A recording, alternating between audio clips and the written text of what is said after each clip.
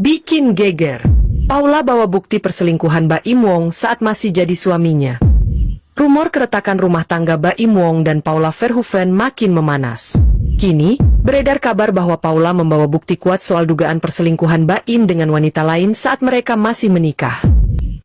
Terserah, kalian pilih Paula atau Baim. Tapi kalau kalian seorang empat, tahu siapa pelakunya. Ciri-cirinya yang pertama yang harus kita selidiki adalah histori kedua belah pihak.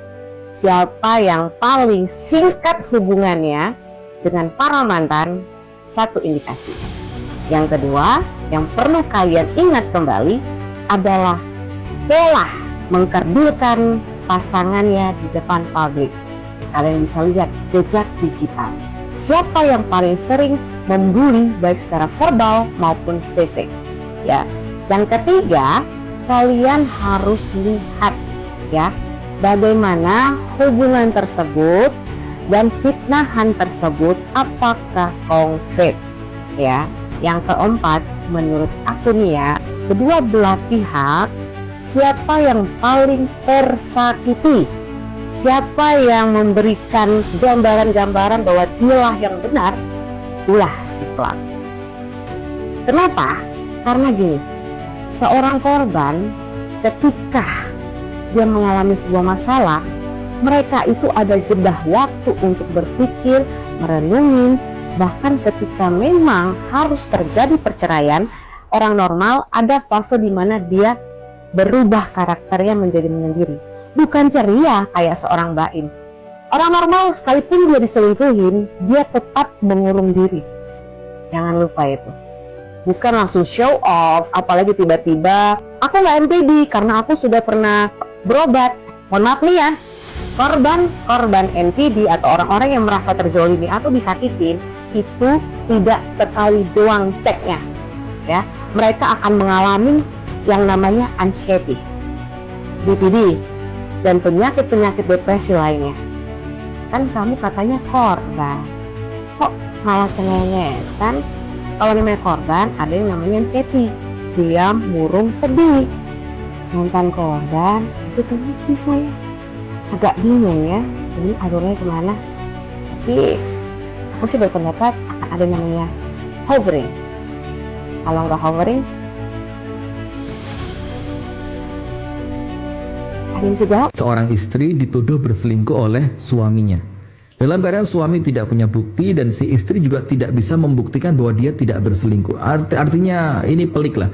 Kemudian si istri mengatakan saya tidak bisa melakukan apa-apa lagi kecuali diam. Nah tapi ingat, ketika Anda sudah tidak mampu apa-apa lagi kecuali diam, Anda memiliki Allah Ta'ala di sepertiga malam yang terakhir. Anda bisa ungkapkan semua itu di hadapan Allah. Mungkin Anda diam di hadapan suami, tapi Anda bercerita di hadapan Allah. Dan cerita Anda di hadapan Allah, tentu itu akan menyelesaikan masalah. Barakallahu fikum. Suami itu tidak pantas, tidak layak untuk mengumbar aib sang istri. Tidak layak, apalagi istri itu akan diceraikan. Apalagi sudah cerai gitu. Dan korelasinya apa? Gitu kan? Untuk keperluan apa? Sehingga video itu bisa dinikmati dan menjadi konsumsi publik ya oleh masyarakat Indonesia, khususnya netizen yang bermain media sosial. Jadi sangat disayangkan sekali Baim Wong ini mengupload dan mengunggah yang melakukan intersepsi rekaman ya hasil percakapan itu tanpa izin dari Paula. Maksudnya apa gitu loh? Apa Baim Wong ini mau mencari pembenaran biar disematkan pada dirinya bahwa dia itu laki-laki yang teraniaya, laki-laki yang dijolimi oleh wanita? Kayaknya lebay banget gitu, kayaknya nggak laki-laki banget, nggak gentleman banget seorang Baim Wong, ya kan? Harus membuka dan membongkar aib keluarganya yang akan berkaitan juga dengan nasib daripada mental dan moral anak-anaknya nanti ke depan. Karena ini kan menjadi jejak digital. Makanya saya bilang tadi sangat disayangkan sekali gitu loh. Harusnya kan kalau laki-laki itu kalau udah nggak suka sama wanita, ya udah lepas aja. Contoh kayak saya beberapa kali cerai. Tapi istri saya tidak ada satupun aibnya yang saya bongkar dimanapun. Mantan-mantan istri saya, baik yang selingkuh maupun yang nggak selingkuh, baik yang semua perjalanan perceraian saya nggak bongkar. kepada siapapun. Saya tutup rapat-rapat, apapun, walaupun saya sakit hati, misalnya ada sakit hati, saya nggak bongkar. Karena saya udah komitmen bahwa saya adalah laki-laki priai, gagah berani dan tampan perkasa. Jadi kalau kita laki-laki ini udah siap menikahi anak orang, ya harus siap juga menerima konsekuensinya. Itulah pentingnya kita sebagai laki-laki membina istri kita agar agar wanita itu tidak belok kiri belok kanan. Kalau wanitanya bisa makan malam dengan sahabatnya, ya kan, yang udah 25 tahun katanya udah bersama Baim, kenapa sahabatnya bisa main ke rumah? Kok laki-lakinya membiarkan sahabatnya main ke rumah? Jangan-jangan jebakan nih buat si Paula Verhoeven. Karena memang Baim ini udah ada simpenan wanita idaman lain kan gitu, Will. Itu jangan-jangan Baimnya yang bermain api, tapi Paulanya yang dijadikan tumbal dan korban. Sebenarnya kan ini perbuatan laki-laki licik yang sebenarnya nggak perlu gitu loh. Sekelas Baim Wong ya, public figure, apalagi sekarang ada isu katanya Paula sebenarnya HIV gitu kan. Kan ini ujiannya berat banget bagi Paula. Kok sampai diumbar-umbar rahasia keluarga dia HIV lah apa segala. Jangan-jangan tai lalat yang ada di sawahnya juga diumbar lagi nanti. Ya, jadi jangan begitulah. Artinya Baim Wong ini harus jadi priai yang gentle, gagah perkasa ya. Kalau memang udahan ya udah gitu loh. Apa diomongin lagi, cari yang lain. Tapi jangan juga ngumbar aib yang udah wanita yang udah kasih kita anak, udah tidur tiap hari dijungkir balikin gitu loh. Jadi ada hukum tuh, ada kausalitas, hukum sebab akibat. Artinya ada keterkaitan antara istri dengan suami. Kenapa istri itu bersalah? Sebesar apapun kesalahan istri, lebih besar kesalahan suami. Kenapa istrinya bisa bersalah? Karena tugas suami itu adalah membuat istrinya tidak bersalah, mengawasi istrinya 24 jam, memberikan jaminan agama, jaminan moral, jaminan rohani, jaminan jasmani kepada istrinya agar jika dia mau sudah tidak pakai lagi, bercerailah secara baik-baik. Ingat kalian punya anak, ya. Jangan mempermalukan istrimu sehingga anakmu mendapat dampaknya. Jangan kamu tanamkan rasa kebencian anakmu terhadap istrimu. Kita tidak sempurna. Di dalam rumah tangga ada suami yang berselingkuh, ada istri yang berselingkuh. Tidak ada sedahsyat ini, nggak perlu dipublish. Sudah waktunya ini di-close. Baim Wong bercerai dengan Paula, close, selesai. Terungkap, Paula Verhoeven sudah kecewa pada sifat Baim Wong sejak awal pernikahan. Kekecewaan itu terungkap dari video lawas saat Paula Verhoeven masih hamil anak pertama. Pernikahan Baim Wong dan Paula Verhoeven yang berjalan kurang lebih 6 tahun telah resmi berakhir. Pengadilan Agama Jakarta Selatan mengabulkan permohonan cerai yang diajukan Baim Wong pada 16 April 2025 lalu.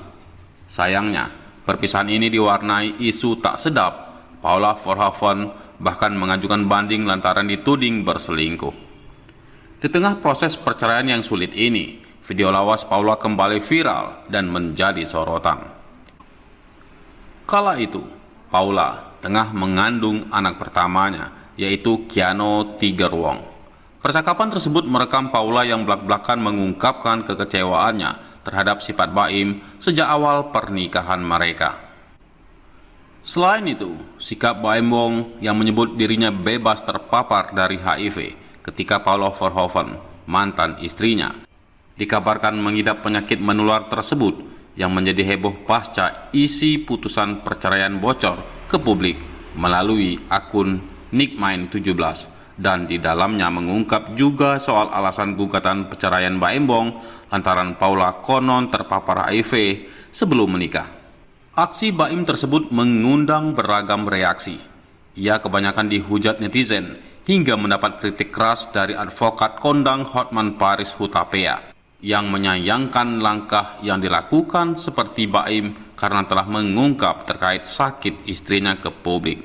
Hingga Hotman pun mengultimatum seakan mengarah kepada Baim Wong agar menarik pernyataannya, mengingat efeknya akan menyasar juga kelak kepada anak-anak mereka.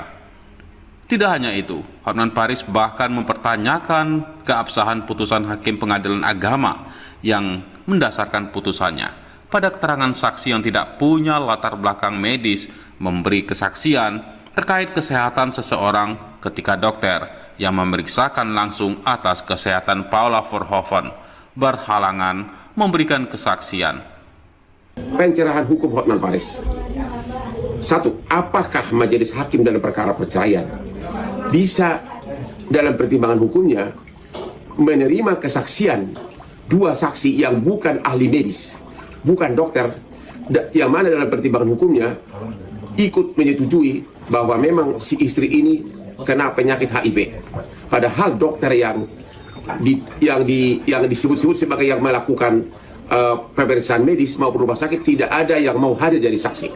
Jadi hanya murni kesaksian dari dua orang non medis. Yang kedua, apakah dapat dibenarkan seorang suami yang sudah mempunyai anak dengan istrinya, ya, dibenarkan membuat pengakuan dalam persidangan perceraian mengatakan bahwa istrinya itu sudah mengidap HIV sebelum nikah? Bagaimana masa depan anak-anaknya? Ya, bagaimana nanti sesudah anaknya mau nikah? Apakah calon mertuanya mau bahwa anaknya itu nikah dengan seorang ibu yang dianggap berpenyakit HIV?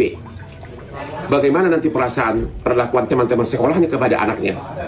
Kalau teman-teman sekolah membaca berita dan postingan-postingan dari seorang bapak yang menyatakan bahwa ibu dari dua anaknya ini telah mengidap HIV sebelum nikah. Ini hanya pencerahan hukum secara umum, terserah kepada Anda menilai apa, tapi secara hukum coba Anda berikan analisa. Salam Hotman Paris.